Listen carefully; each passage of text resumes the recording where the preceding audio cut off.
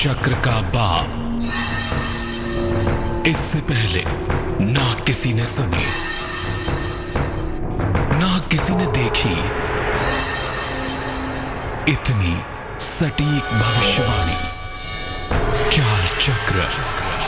नमस्कार, बहुत स्वागत है आपका। आप देख रहे हैं चाल चक्र और मैं हूं आपके साथ शैलेंद्र पांडे।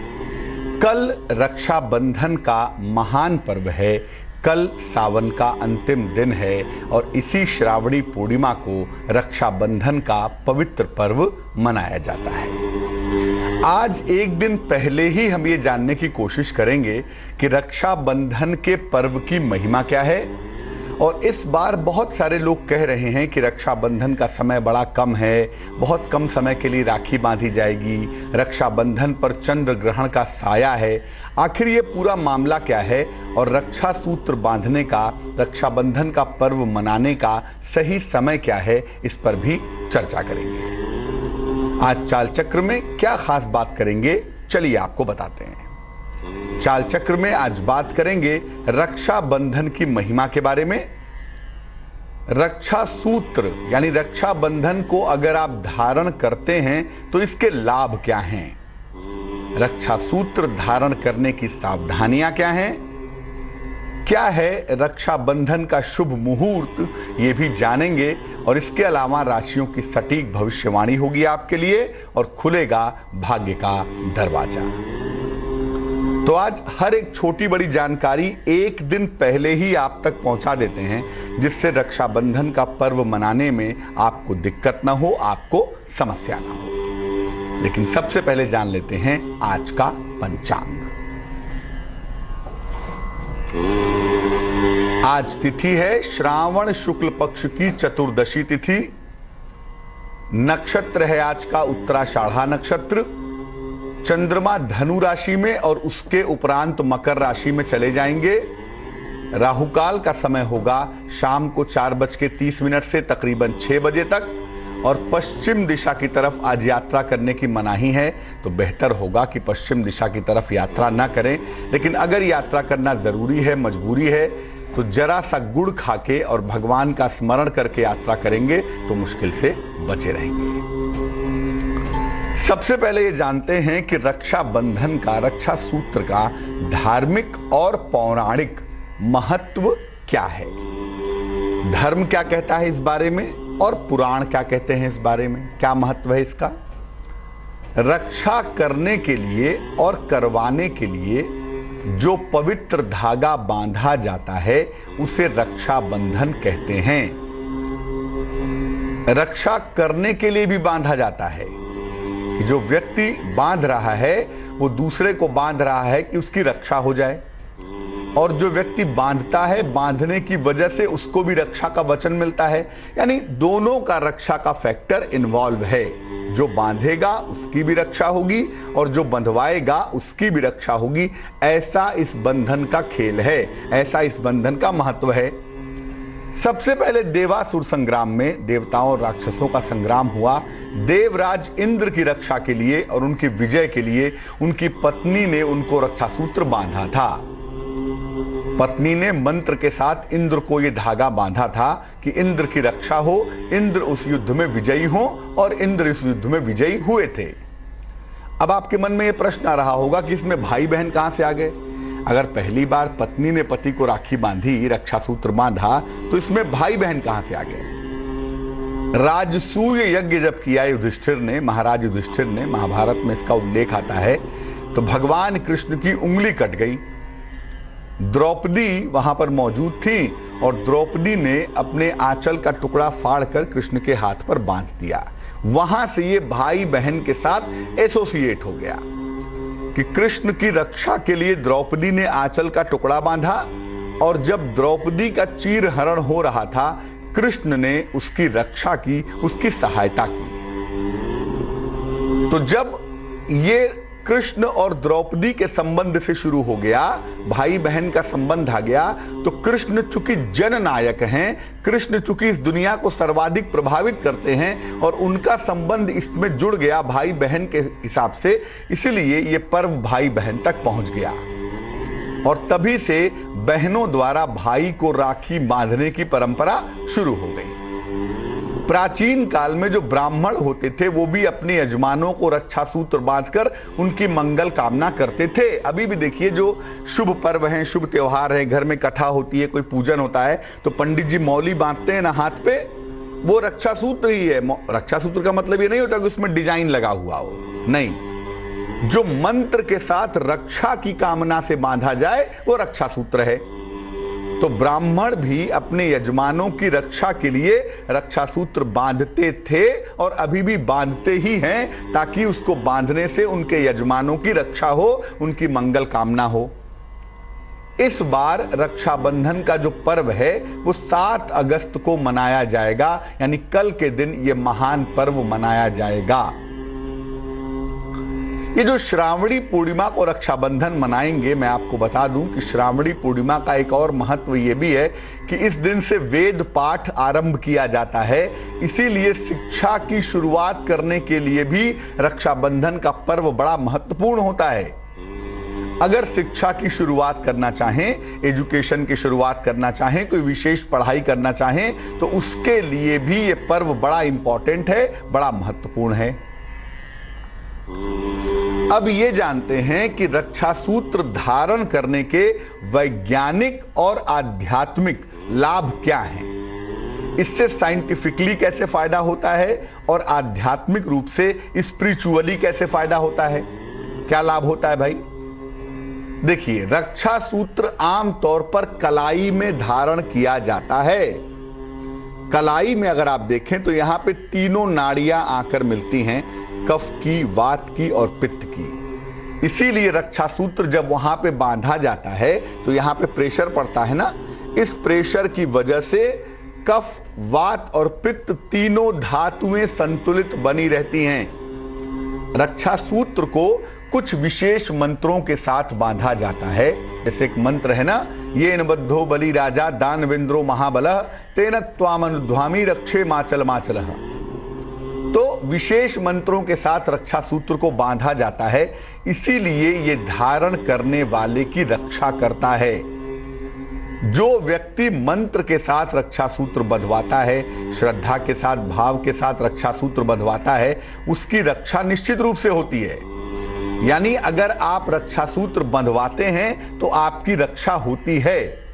इसमें भाई बहन वाला सवाल यह है कि बहनें बांधती हैं भाई को ताकि भाई की रक्षा हो, और भाई अपने बहन को वचन देते हैं कि जब भी तुम्हें आवश्यकता पड़ेगी मैं तुम्हारी रक्षा करूंगा।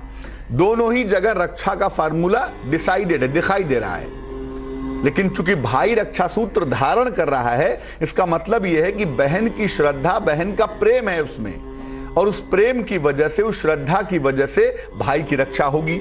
और भाई ये वचन देगा, कन्विक्शन देगा कि मैं अपने बहन की रक्षा करूंगा जब भी मेरे बहन को मेरी आवश्यकता होगी, उसको जरूरत होगी। अब ये जानते हैं कि रक्षा सूत्र धारण करने का या बांधने का नियम क्या है, सावधानियां क्या हैं। रक्षा सूत्र सूत का होना चाहिए और इसको मंत्रों के साथ बांधना चाहिए।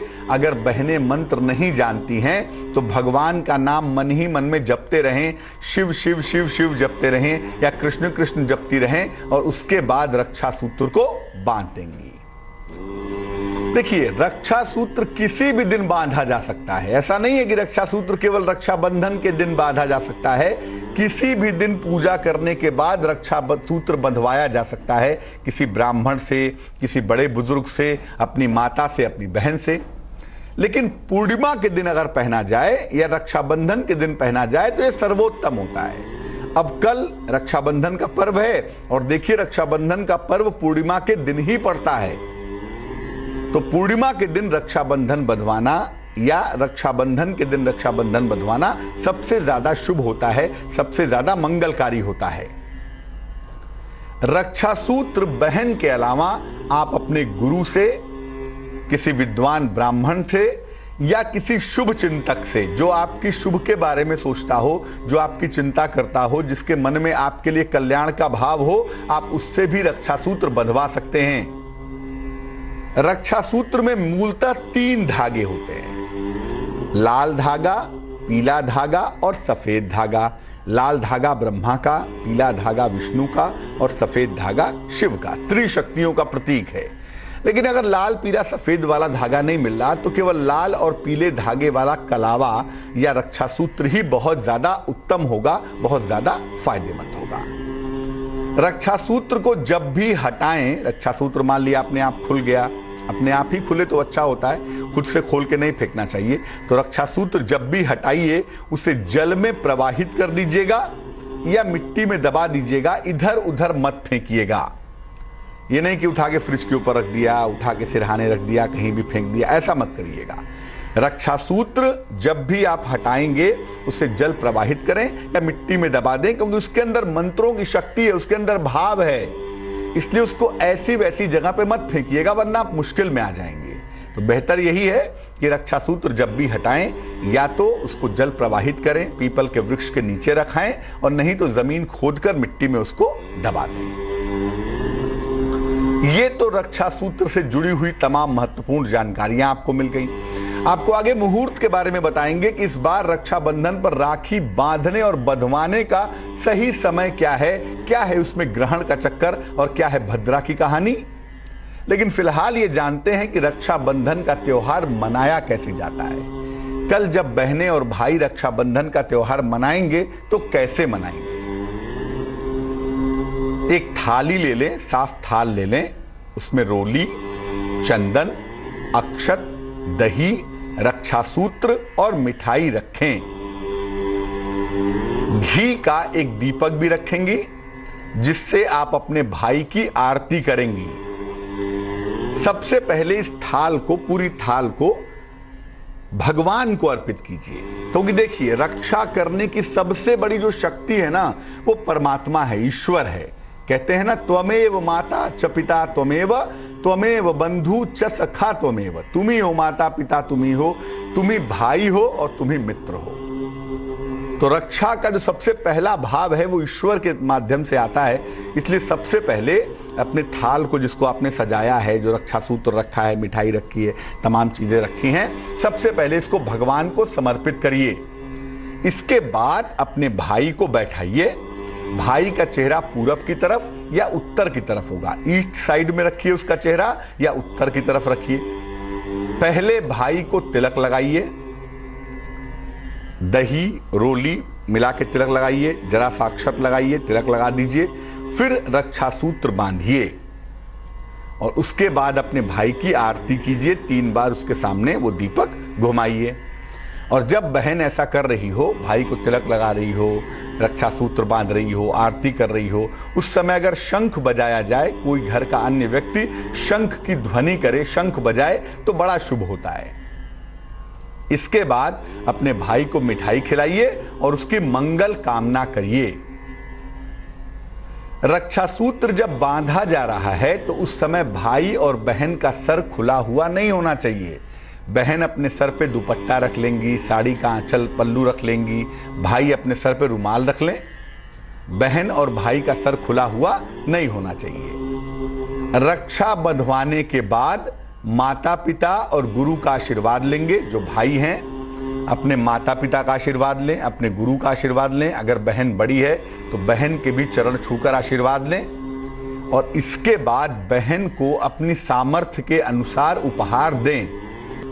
देखिए, उपहार देना मैंडेटरी नहीं होता है, उपहार देना बहुत आवश्यक हो ऐसा बिल्कुल नहीं है। आपको जो चीज मुख्य रूप से देनी है वो 2 चीजें देनी है।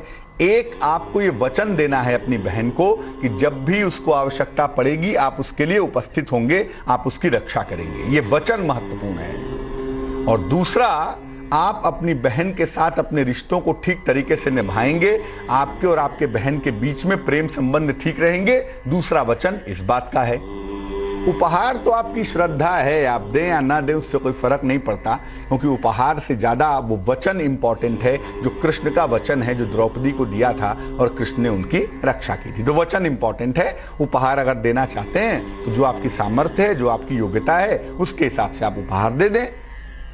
उपहार में ऐसी चीजें दें जो दोनों के लिए शुभ हो, मंगलकारी हो, भाई के लिए भी और बहन के लिए भी। काले कपड़े मत दीजिएगा, खाने पीने की चीजें दे रहे हैं तो तीखा और नमकीन खाने पीने की चीजें बिल्कुल मत दीजिएगा। तीखा और नमकीन खाद्य पदार्थ आपको अपनी बहन को नहीं देना है। काले कपड़े नहीं देने हैं, बाकी जो चाहें दे दें। अच्छे कपड़े दे दें, आभूषण दे दें, मोबाइल दे दें, ठीक है ना, या पैसे ही दे दें, लेकिन उसमें काली चीज बिल्कुल नहीं, और नमकीन और तीखा खाने वाला मामला भी मत दीजिएगा। अब बड़ा सवाल आ गया, कल रक्षाबंधन है, कल चंद्र ग्रहण भी है और कल भद्रा भी है। अब ये सवाल जरूर मन में आ रहा होगा कि भैया अगर भद्रा है तो राखी कैसे बांधें, अगर चंद्र ग्रहण है तो राखी कैसे बांधें। इस बार रक्षाबंधन का मुहूर्त क्या है ये जानना भी बहुत आवश्यक है। इस बार 7 अगस्त को यानी कल के दिन, रक्षाबंधन के दिन सवेरे 11:07 तक भद्रा रहेगी। सवेरे 11:07 तक भद्रा रहेगी। भद्रा में राखी नहीं बांध सकते, यानी सुबह 11:07 के पहले राखी नहीं बांधेंगे। चंद्र ग्रहण भी है कल के दिन। चंद्र ग्रहण रात में 9:50 के आसपास शुरू होगा। उसके तकरीबन 8-9 घंटे पहले ही सूतक लग जाता है। तो सूतक, चंद्र ग्रहण का जो सूतक है वो दोपहर में 1:50 को शुरू हो जाएगा। तो 1:50 के बाद भी राखी नहीं बांध सकते, चंद्र ग्रहण का सूतक है। इसलिए इस बार रक्षाबंधन का जो पर्व मनाया जाएगा वो सुबह के 11:07 से दोपहर के 1:50 के बीच में मनाया जाएगा। जो राखी बांधी जाएगी वो सुबह 11:07 से लेके दोपहर के 1:50 के बीच में बांध ली जाएगी। इसी समय में राखी बांधना उत्तम होगा, इसी समय में राखी बांधना उचित होगा। तो बहनों को यही चाहिए कि सुबह 11:07 से लेके और दोपहर के 1:50 के बीच में अपने भाई को राखी बांध लें, वही शुभ होगा। क्योंकि आप भद्रा में राखी नहीं बांध सकती, 11:07 के पहले नहीं और दोपहर के 1:50 के बाद नहीं। इसलिए समय का बहुत ख्याल रखिएगा। ये समय बड़ा कीमती समय है और इसी समय में अगर अपने भाई को रक्षाबंधन आप बांधती हैं तो दोनों के लिए विशेष शुभ होगा। एक दर्शक जुड़ रही हैं हमारे साथ, इंदु हैं बुलंदशहर से, उनसे बात करते हैं। इंदु बताइए। जी पंडित जी, मेरी बेटी है 10 साल की। डेट ऑफ बर्थ क्या है बेटी की? 18 मई 2007। 18 मई 2007। समय बताइए। समय शाम के 4 बजे। कहाँ पे जन्म हुआ है? बुलंदशहर में। पूछिए, सवाल क्या है? सवाल यह है पंडित जी, तो मेरी बच्ची का जो मन है वो बहुत चलायमान चंचल है, वैसा वो उस पर चीज पर कंसंट्रेट नहीं कर पाती। जैसा अभी कोई ये चीज याद करिए उसे फौरन भूल जाती है और पढ़ाई लिखाई में उसका बिल्कुल ध्यान नहीं है। कुंडली बिटिया की बनती है कन्या लग्न की, राशि है वृषभ, लग्न भी पृथ्वी तत्व का और राशि भी पृथ्वी तत्व की। दिमाग बेहद अच्छा है, लेकिन चूंकि जन्म अमावस्या के निकट का है, सूर्य चंद्रमा एक साथ हैं, तो कहीं ना कहीं मन थोड़ा चंचल तो है। और उसके साथ राहु की महादशा भी चल रही है और राहु मन को चंचलता प्रोवाइड करता ही है। तो इसमें अगर हम राहु वाले पार्ट को डाउन कर दें तो शिक्षा भी बढ़िया हो जाएगी, चंचलता भी कम होगी और सेहत भी अच्छी रहेगी। एक पेरिडॉट नाम का रत्न वजन में 6-7 रत्ती चांदी के लॉकेट में हरे धागे में बुधवार की शाम को इस बच्चे के गले में पहना दीजिए। एक पेरिडॉट वो गले में पहनाने से इसको लाभ होगा और ज्यादा से ज्यादा हरे रंग के वस्त्र इसको पहनाइए। ग्रीन कलर का इस्तेमाल ये जितना ज्यादा करेगी उतना ही ज्यादा इसके लिए शुभ रहेगा। वक्त एक छोटे से ब्रेक का है। आपको पहले ही बता रहे हैं, एक दिन पहले ही, कि रक्षाबंधन का पूरा मामला क्या है और मुहूर्त क्या है। एक बार बंधन का शुभ मुहूर्त बताएंगे, लेकिन फिलहाल जान लेते हैं स्वस्थ रहने के सरल उपाय निरोगी भव में। अगर सर्दी जुकाम बार बार होता हो तो आप एक काम करिए, ज्यादा से ज्यादा रस वाले फल का सेवन करिए। खास तौर से 24 घंटे में 2 से 3 बार अगर आप नींबू पानी का प्रयोग करें तो आपको बहुत फायदा होगा। ज्यादा से ज्यादा रस वाले फलों का सेवन करें, नींबू पानी पिएं। इससे शरीर की इम्यूनिटी मजबूत होगी, रोग प्रतिरोधक क्षमता मजबूत होगी और आपको सर्दी जुकाम बार बार नहीं होगा। बात करेंगे टेलीफोन कॉल्स पर, आपकी समस्याओं को सुनेंगे और सुलझाने की कोशिश करेंगे। और एक बार फिर से रक्षाबंधन का शुभ मुहूर्त क्या है ये आपको बताएंगे। लेकिन फिलहाल राशियों के सिलसिले की शुरुआत करते हैं। सबसे पहले मेष राशि। मेष राशि वालों को स्थायी संपत्ति के लाभ होने की संभावना है। घर में किसी अतिथि का आगमन होगा। आर्थिक पक्ष लगातार मजबूत बना रहेगा। शुभ रंग जिसका प्रयोग करेंगे वो होगा फिरोजी टर्क्वाइज और भाग्य होगा 89%। वृष राशि, खान पान में सावधानी रखें। धन के निवेश से बचाव करें। यात्रा की संभावना बनी हुई है। शुभ रंग सफेद है और भाग्य है 47%। मिथुन राशि, भाई का सहयोग आपको मिलेगा। मान सम्मान की प्राप्ति होगी। हो सकता है वाहन भी खरीदे, उसकी संभावना बन रही है। शुभ रंग गुलाबी और भाग्य होगा 56%। कर्क राशि, अविवाहित हैं तो विवाह आपका तय हो सकता है। आर्थिक पक्ष आपका मजबूत होगा। पुराने तमाम विवाद आपके हल होंगे। शुभ रंग हरा होगा और भाग्य बहुत ज्यादा है। भाग्य है 98%। सिंह राशि, नौकरी में अच्छा परिवर्तन दिखाई दे रहा है। रुका हुआ धन आपको प्राप्त होगा। वैवाहिक तालमेल पर थोड़ा सा ध्यान बनाए रखें। शुभ रंग सुनहरा और भाग्य होगा 65%। कन्या राशि, शिक्षा प्रतियोगिता में आपको सफलता मिलेगी। किसी प्रिय व्यक्ति का आगमन होगा। प्रेम संबंधों में सफलता भी प्राप्त होगी। शुभ रंग भूरा यानी कि ब्राउन और भाग्य होगा 43%। तुला राशि, संतान प्राप्ति के योग बन रहे हैं। यात्रा से आपको लाभ होगा। धन की प्राप्ति भी संभावित है। शुभ रंग पीला होगा और भाग्य होगा 75%। वृश्चिक राशि, करियर में आपको सफलता मिलेगी। सेहत का बहुत ध्यान रखें। यात्रा न करें तो बेहतर होगा। शुभ रंग धानी है और भाग्य है 54%। धनु राशि, कोई मनोवांछित काम आपका पूरा होगा। प्रेम के मामलों में आपको सफलता मिलेगी। संपत्ति आप क्रय कर सकते हैं, यह संभावना बनी हुई है। शुभ रंग आसमानी और भाग्य होगा 90%। मकर राशि, कारोबार में नुकसान से बचाव करें। फिलहाल महत्वपूर्ण निर्णय न लें तो बेहतर है। और अगर कोई पारिवारिक विवाद होता है तो बहुत संयम से काम लें, क्रोध ना करें। शुभ रंग ग्रे और भाग्य 50%। कुंभ राशि, कोई मुकदमा है, विवाद है, उसमें समझौता होगा। आर्थिक लाभ भी होता हुआ दिख रहा है। संतान के साथ तालमेल बनाए रखें तो बेहतर है। शुभ रंग नीला है और भाग्य है 81%। मीन राशि, शिक्षा प्रतियोगिता में सफलता मिलेगी। परिवार में खुशहाली आएगी। मान सम्मान की प्राप्ति होगी। शुभ रंग सफेद है और भाग्य है 93%। श्वेता जुड़ रही हैं हमारे साथ इलाहाबाद से, उनसे बात करते हैं। श्वेता बताइए। प्रणाम पंडित जी। हमें पता कि मेरे कोई भी काम हम लोग शुरू करते हैं वो मतलब पूरी तरह से होता ही नहीं है, रुक जाए। ये होगा कि हाँ पूरा हो जाएगा लेकिन हमारा सब काम रुक जाता है। डेट ऑफ बर्थ बताइए।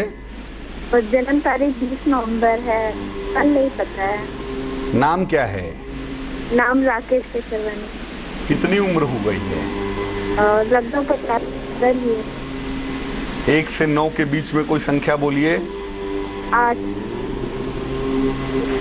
देखो, आप जो प्रश्न का अंक बता रही हैं और जो इस समय का प्रश्न है, दोनों के हिसाब से ही 8वें नंबर की राशि में शनि बैठा हुआ है और 8 नंबर का मालिक स्वयं शनि है। तो एक तो शनि की राशि बदलने वाली है। अगस्त सितंबर के समय से बदलाव की शुरुआत होनी चाहिए। अभी अगस्त का महीना चल रहा है, अगस्त सितंबर के महीने में बदलाव की संभावना बनती है और ऐसा लगता है कि अक्टूबर से स्थितियों में सुधार होगा। बहुत ज्यादा सुधार की जो संभावना है वो ठीक 1 साल बाद होगी, अगस्त 2018 के बाद। लेकिन अभी सितंबर के बाद से चीजें बेहतर होनी शुरू हो जाएंगी, उसमें चिंता करने की आवश्यकता नहीं है। थोड़ा सा ध्यान इस समय सेहत का भी रखना होगा, कोई चोट चपेट ना लग जाए, कोई पेट में दिक्कत ना हो जाए, किसी तरह का वाद विवाद ना हो जाए, इसका भी ध्यान रखना बहुत जरूरी होगा। 2 उपाय करने की मैं सलाह दूंगा। सुबह और शाम दोनों समय आपके पतिदेव ओम शं शनैश्चराय नमः इस मंत्र का जप करेंगे और हर शनिवार की शाम को पीपल के वृक्ष के नीचे सरसों के तेल का दीपक जलाएंगे। ये उपाय लंबे समय तक किया जाएगा तो निश्चित रूप से जीवन में गति आएगी, जीवन रास्ते पर चलना शुरू हो जाएगा। आगरा से एक दर्शक जुड़ रही हैं हमारे साथ, उनसे बात करते हैं। बताइए। सर नमस्ते, मैं अपने भाई अनमोल के लिए पूछना चाहती हूँ। डेट ऑफ बर्थ बताइए उनकी। सर 7 दिसंबर 1998, 1998। समय बताइए। सर सुबह के 8:25। कहाँ पे जन्म हुआ है? सर आगरा। पूछिए क्या प्रश्न है? सर एक्चुअली अभी ना उसने इंटर कंप्लीट किया है, 12th कंप्लीट किया है, उसके बाद ये BCA की स्टडी करना चाहता है। क्या इसमें इसका करियर स्कोप है? क्या इसमें करियर बना पाएगा अपना? आपके भाई की कुंडली धनु लग्न की है और आपके भाई की राशि है कर्क। इस समय इनकी महादशा चल रही है बुध की और अंतर दशा चल रही है शुक्र की। अगली दशा जो है वो सूर्य की है। देखो, सूर्य की दशा धनु लग्न के लिए अमूमन बेहतर होती है, हालांकि सूर्य थोड़ा सा कमजोर है इसमें, जो कहता है कि हो सकता है पेट में कोई दिक्कत हो, आंखों में कोई समस्या हो जाए, जरा सा इस पक्ष का ध्यान रखना होगा। लेकिन बाकी मामलों में जो वक्त का सवाल है, बाकी मामलों में जो समय है इनका, वो बेहतर रहने वाला है। कंप्यूटर एजुकेशन के लिए, BCA के लिए जो ग्रह जिम्मेदार है उसे राहु और केतु कहते हैं। राहु और केतु की जो स्थिति है कुंडली में वो करियर के भाव से संबंध रखती है। तो अगर ये BCA करें, कंप्यूटर की पढ़ाई करें, तो इनको फायदा जरूर होगा। दूसरी जो पढ़ाई ये कर सकते हैं वो मैनेजमेंट की हो सकती है। कंप्यूटर या मैनेजमेंट के क्षेत्र में जाने पे इनको सफलता मिलेगी। फिलहाल थोड़ा सा भटकाव है अभी और कहीं ना कहीं सेहत की स्थिति ठीक नहीं दिखाई दे रही है, उसका इनको ध्यान रखना चाहिए। अब इनका करियर बढ़िया हो जाए, स्वास्थ्य अच्छा हो जाए, उसके लिए इनको एक रत्न पहना दें, उसे कहते हैं देसी मूंगा, इंडियन कोरल। वजन में 8 से 10 रत्ती, तांबे की अंगूठी में, सीधे हाथ की अनामिका उंगली में, रिंग फिंगर में, मंगलवार की सवेरे धारण करने से इनको लाभ होगा। और अभी से इनको बोलिए रोज सुबह भगवान सूर्य को जल चढ़ाएं, उससे भी इनकी मुश्किलें कम हो जाएंगी। चलिए खोलते हैं भाग्य का दरवाजा और निकालते हैं इसमें से एक कीमती उपाय। देखिए, कल पूर्णिमा है, श्रावण की पूर्णिमा। हर महीने में एक बार पूर्णिमा आती है। अगर पूर्णिमा के दिन जल में सफेद फूल डालकर चंद्रमा को जल दिया जाए, चंद्रमा को अर्घ दिया जाए, तो मानसिक समस्याओं में सुधार होता है। जिनको भी मानसिक रोग है, मानसिक बीमारियां हैं, उनको पूर्णिमा के दिन जल में सफेद फूल डालकर चंद्रमा को रात के समय जल देना चाहिए। ऐसा करने से जो मानसिक तनाव है, मानसिक समस्या है, उसमें इंप्रूवमेंट जरूर होता है। एक बार फिर से आपको बताते हैं कि कल यानी रक्षाबंधन के दिन राखी बांधने का, रक्षाबंधन मनाने का शुभ मुहूर्त क्या होगा। देखिए, कल सुबह 7 अगस्त है और कल 7 अगस्त को सुबह 11:07 तक भद्रा रहेगी। भद्रा में राखी नहीं बांधी जा सकती। इसके अलावा कल चंद्र ग्रहण भी है और दोपहर 1:50 से चंद्र ग्रहण का सूतक लग जाएगा। 1:50 के बाद भी राखी नहीं बांध सकते। तो बेहतर होगा सुबह 11:07 से दोपहर के 1:50 के बीच में रक्षाबंधन का पर्व मनाइए। इसी समय में बहनें अपने भाई को राखी बांधेंगी और इसी समय में भाई अपनी बहनों से राखी बंधवाएंगे और इसी समय में राखी बांधना उचित होगा, उत्तम होगा। चलिए अब जान लेते हैं क्या है आज का कीमती समय शुभ पहर में। आज का शुभ पहर है शाम को 7 बजे से रात को 8:30 तक। इस समय में हनुमान चालीसा का पाठ करिए प्रेम पूर्वक। आपको नाम और यश मिलेगा, आपकी प्रसिद्धि बढ़ेगी, आपकी प्रतिष्ठा में भी वृद्धि होगी। लेकिन करेंगे शुभ पहर में ही। समय होगा शाम को 7 बजे से रात को 8:30 तक। तो आज के लिए चाल चक्र में बस इतना ही। मुझे दीजिए इजाजत। आगे देखिए संजय सिन्हा के साथ रिश्ते।